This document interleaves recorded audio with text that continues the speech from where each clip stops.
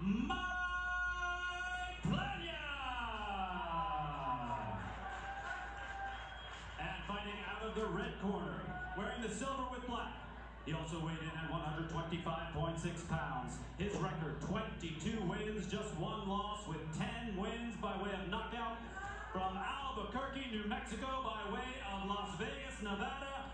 Currently ranked number 9 in the world by the WBA. Again, open up the flanks. Bounce right on the money. Perfectly placed. Adam, not just, oh no. I got a knockout taken away from me almost the exact same way.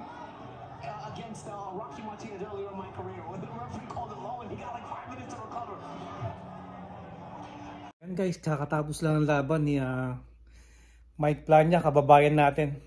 At Romero Duno. Parehong talo guys. Parehong Pinoy, parehong knockout, kakalungkot. Ganoon talaga, see you next time. Iisa na lang talaga ang hindi buwabagsak na isang boksingero. Ang ating champ, Tata Cuadro Alas. Ang nag-isang angas ng Pinas. Yan. Miss na namin lumaban ulit. Ganoon talaga. Bawi na lang next time.